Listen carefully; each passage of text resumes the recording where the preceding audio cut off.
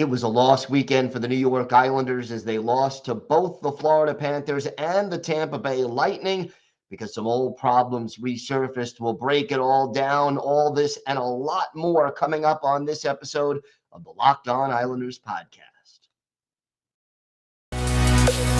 Your Locked On Islanders, your daily podcast on the New York Islanders. Part of the Locked On Podcast Network, your team every day.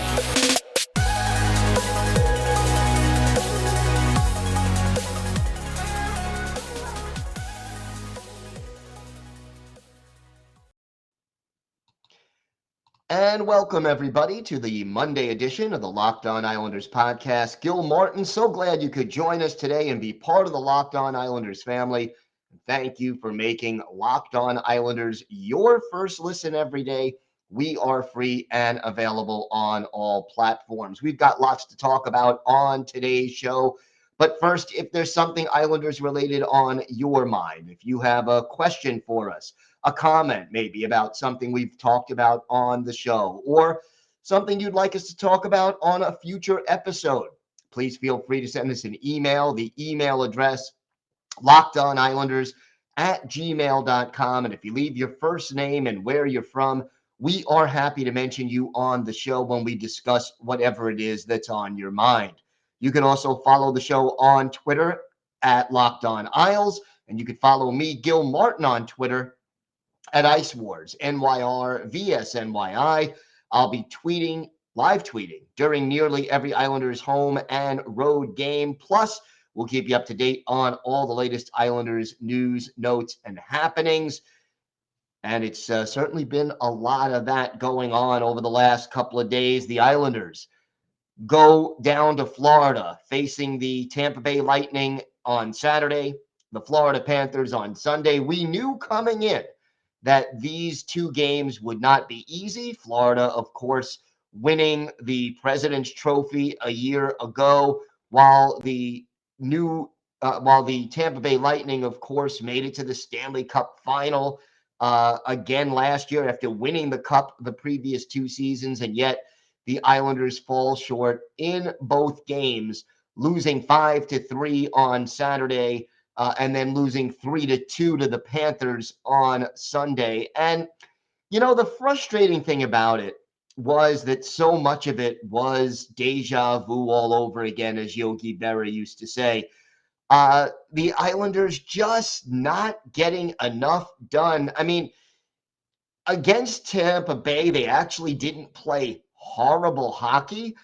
They outshot the Lightning 35-26.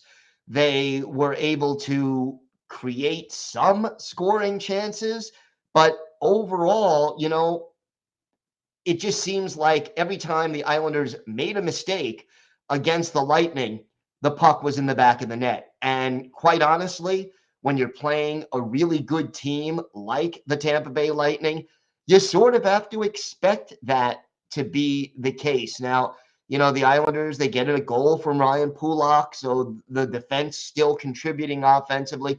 Anthony Beauvillier put in a goal. Matt Martin also scoring. So there were some bright spots there. But overall, too many mishandlings of the puck, too many turnovers, not enough speed to keep up with some of the Lightning's better players, and Tampa Bay just getting the job done when it mattered most. And Tampa Bay, again, didn't have a lot of shots, but a lot of the shots that they had were of the high quality variety, and they certainly did take advantage of it. An interesting move, I thought, by the Islanders, that Josh Bailey, who is closing in on that 1,000 games in his career mark, scratched by the Islanders on Saturday, and Nikita Soshnikov goes in and replaces him. And it's not that Soshnikov played all that well. I mean, he was out there for only 10 and a half minutes, was a -1. But realistically speaking, the Islanders out-hit the Tampa Bay Lightning. They outshot the Tampa Bay Lightning. They did more things well on Saturday than they did in the Sunday game. And the other thing that was, I guess, encouraging was that the penalty kill remains effective. But Sunday, just not a great performance. This was more of the deja vu kind of a game because 5-on-5, the Islanders did not create any realistic offense. Outshot in this game, by a pretty substantial margin. You lose by 1 goal, 3-2. So it seems close. But again, first of all, any mistake the Islanders make ends up in the back of the net. Did they get some pretty lousy bounces? Yes. You go on the road and you're playing against a talented team like the Florida Panthers. You can't give up a goal in the first minute of the period. Against Tampa Bay the night before, they gave up a goal literally at the last second of the period. You can't start and end a period without intensity. You got to be ready to go. And the Islanders just did not seem that way really either night, and that was part of the problem. Anders Lee, 2 goals on Sunday, both of them coming with the extra attacker, Matt Barzal, assisting on both of them. But again, just not enough consistency, not enough offense. Here's another thing that really was frustrating for the Islanders. And you look, Josh Bailey back in the lineup, Anthony Beauvillier sitting out, Soshnikov sitting out. But the frustrating thing, if you are the New York Islanders, more than anything else, you played both of these games over the weekend against backup goalies, and you still couldn't generate offense. Now, look, Brian Elliott is a good goaltender. So is Spencer Knight. These are among the better backup goalies in the NHL. But what does it say about your team when you go into back-to-back games against backup goalies and you just can't find a way to put the puck into the net? So it's frustrating, it's difficult, and it's tough to watch. And I think the lack of overall team speed hurt the Islanders, especially against the Lightning, but really in both games. And the Islanders' just inability to create enough offense 5-on-5. There's got to be more. There's got to be more. Now, the penalty kill, still perfect this year. Still perfect this year, but we're going to talk a little bit about why that may not be the end-all and be-all for this team as we answer some of your questions about the weekend and what we saw out there. All that and more coming up on this episode of the Locked On Islanders podcast. Today's episode is brought to you by SimpliSafe. The numbers don't lie. In the last decade, more than 4 million people have chosen SimpliSafe home security to protect their home. You don't earn the trust of that many people without doing something right, because at SimpliSafe, your safety is the only thing that matters. They protect you with cutting-edge security technology powered by 24/7 professional monitoring agents who always have your back. Here's why I love it. SimpliSafe blankets your home in protection with advanced sensors for every room, window, and door. HD security cameras for inside and outside your home. Smarter ways to detect motion that only alert you when a threat is real. And even hazard sensors that instantly detect fires, floods, and other threats to your home. You can customize the perfect system for your home in just a few minutes at simplisafe.com/LockedOnNHL. You'll save 20% on your SimpliSafe security system when you sign up for an interactive monitoring plan, and you'll get your first month absolutely free. Visit simplisafe.com/LockedOnNHL to learn more. There's no place like SimpliSafe. No safe like SimpliSafe. Thanks for making Locked On Islanders your first listen today. Now make your second listen game-to-game NHL. Every moment, every top performance, every result. Locked On Game to Game covers every game from across the National Hockey League with local analysis that only Locked On can deliver. Follow Game to Game on Locked On NHL, available on the Odyssey app, YouTube, and wherever you get your podcasts. So we've got a lot of emails coming in, came in on Sunday after the loss to Florida. Jeff from Stroudsburg, PA. Hey, Gil, I was literally going to ask you about this. And now Brandon is kind of beating it to death, but I am still going to ask. It's pretty impressive that the Islanders haven't allowed a power play goal yet. But if they are going to let the foot off the pedal when the penalty kill is over and allow a goal within a minute after the PK expires, is it still such a great accomplishment?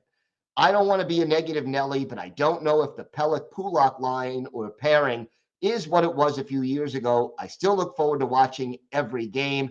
I am not sure if our squad has it. Thanks always for the great podcast. Jeff, I want to thank you for the kind words about the podcast. And yeah, it's frustrating. Great penalty kill so far this year that the Islanders have gone through 6 games and still haven't let a power play goal in at this point is pretty darn impressive if you think about it. And yet, at the same time, letting in a goal right after the power play ends is just plain frustrating. It just leaves you in a lurch and frustrated and like, okay, we accomplish something and then it just slips through your fingers. So yeah, it's difficult to watch something like that happen. And it's something that the Islanders have to sort of get under control before it becomes a big problem. So let's hope that it does happen. And here is an email from our friend Matt. Better than the Devils game for sure. Some soft goals the last 2 nights, which can't happen with a team with a poor offense. Nelson, Palmieri, Pajot, they're MIA. Last year's problems are back again. Waiting for the trade deadline to make a big move that will not come or may not come. Will likely be too late. Something may need to happen soon. I can see Ratu being up here by Thanksgiving to give any spark. On to the Rangers. And that one is from Matt from Massapequa. Matt, it is frustrating. And yeah, there are guys who just haven't been productive. Matthew Barzal still doesn't have a goal. Brock Nelson still doesn't have a goal. Pajot, as you mentioned, yet to score. Josh Bailey doesn't have a goal. It is very difficult to see. Kyle Palmieri still doesn't have a goal. These guys are all supposed to be among your top forwards. And if you can't put it all together, it's going to be difficult. You got to have a team like this that lacks a superstar sniper, a bona fide 30, 35 goal guy who puts fear in the opposing team.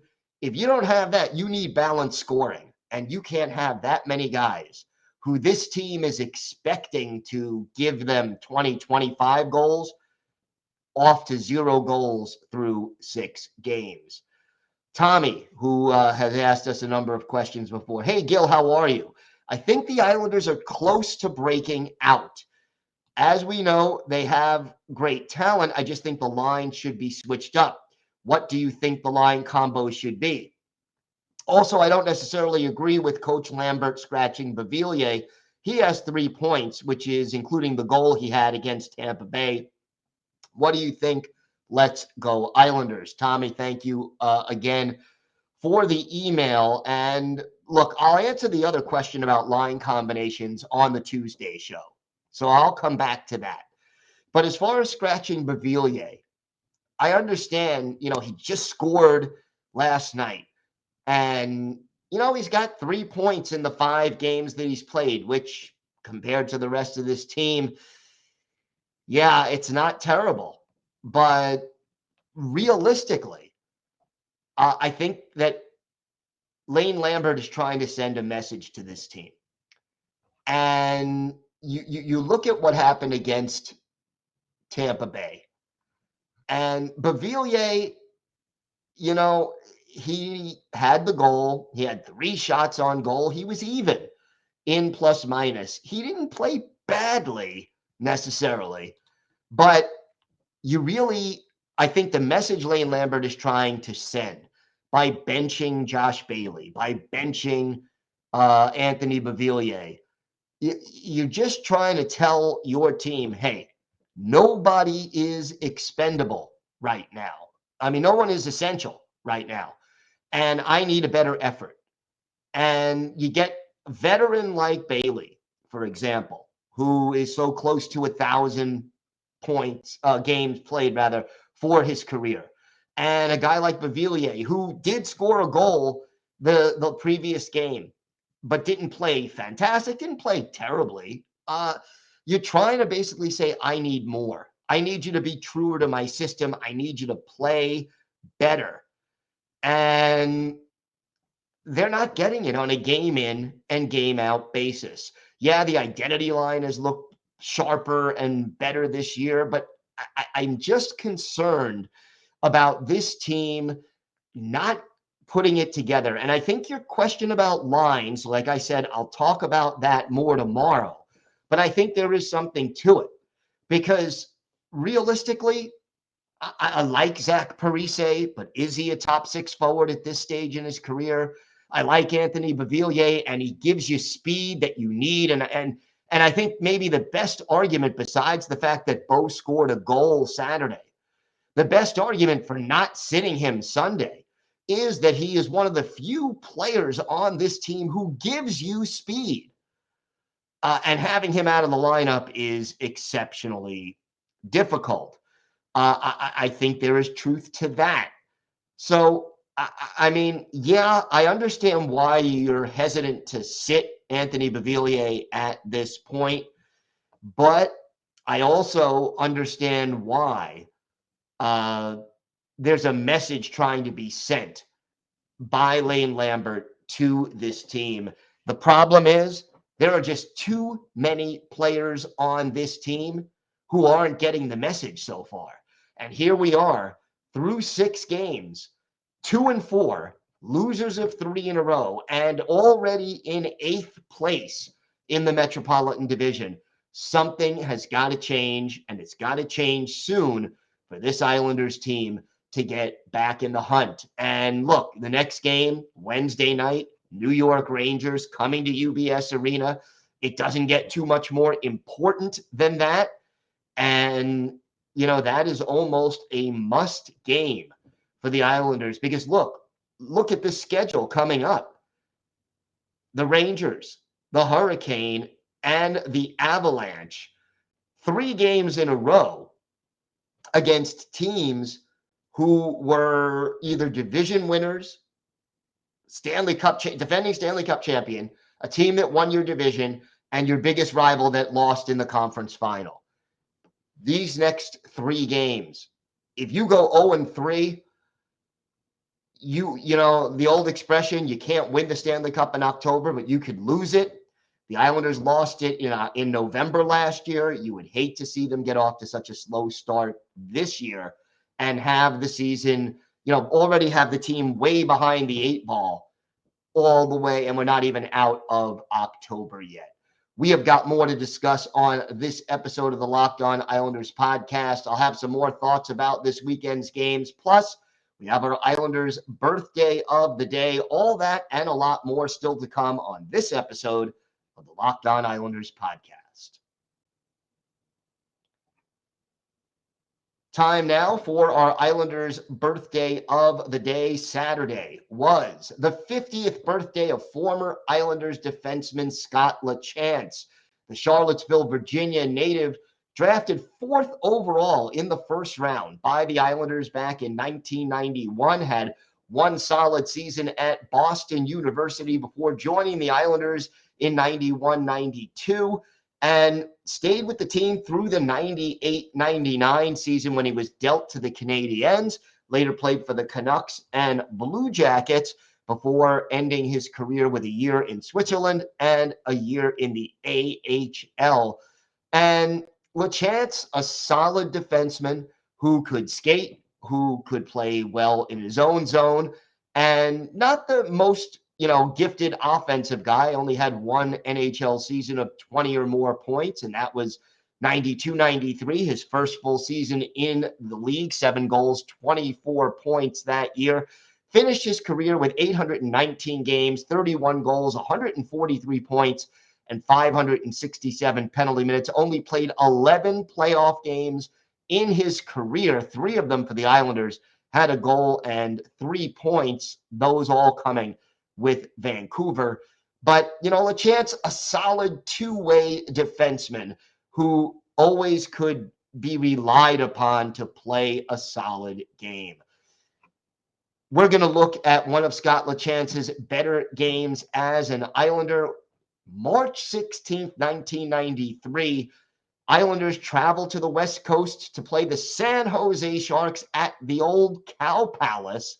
That's an old building, and yeah, they really did have rodeos and cows in that building when it first was built. Glenn Healy, the goalie for the Islanders. Arturs Urbe, the goalie for the San Jose Sharks. And it was all Islanders early in a penalty-free first period. Brian Mullen gets the Isles on the board. His 14th from Tom Fitzgerald and Mick Vukota at 11:55. Isles up 1-0. Then our Islanders' birthday of the day, Scott LaChance, his 6th from David Volek and Pat Flatley at 17:50. After 20 minutes, the Islanders have a 2-0 lead over the Sharks.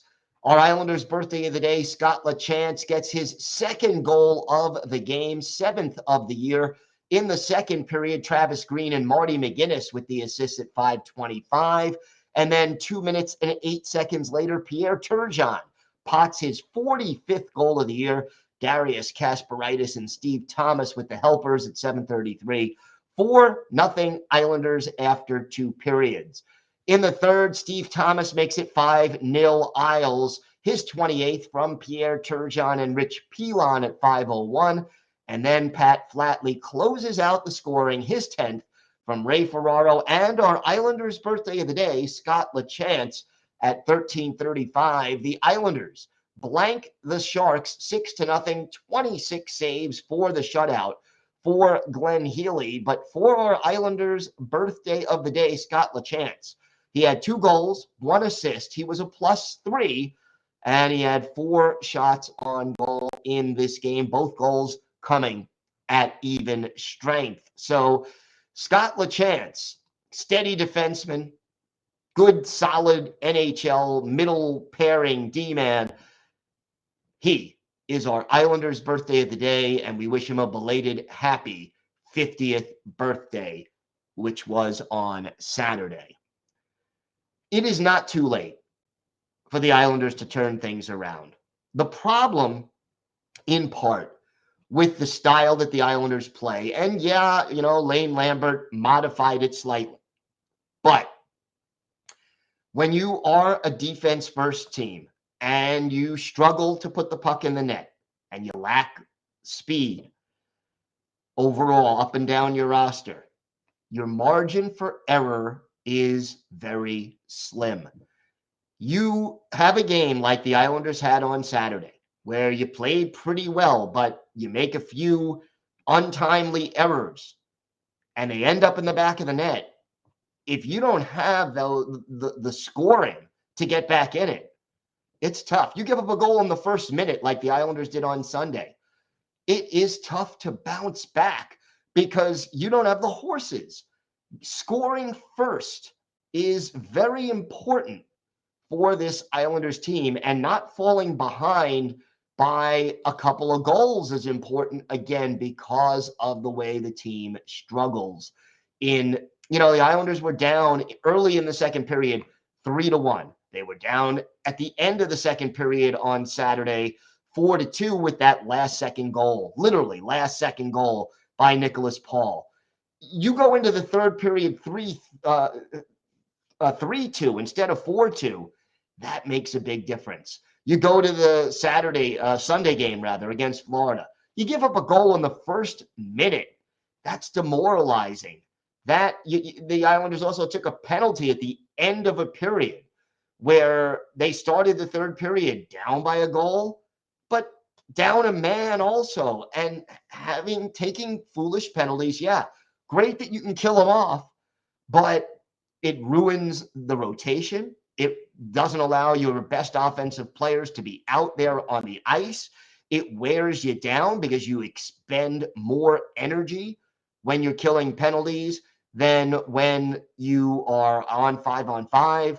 It just, the little things that win hockey games or lose hockey games, Islanders aren't doing them right now. And that's the reason, more than anything, for the team's 3-game losing streak. They're not getting blown out. They're not playing terribly, but they're not doing the little things that you need to do to win hockey games. So let's hope they could turn that around and make it better. We will see if they could do that next game Wednesday night against the Rangers. I want to thank you again for making Locked On Islanders your first listen.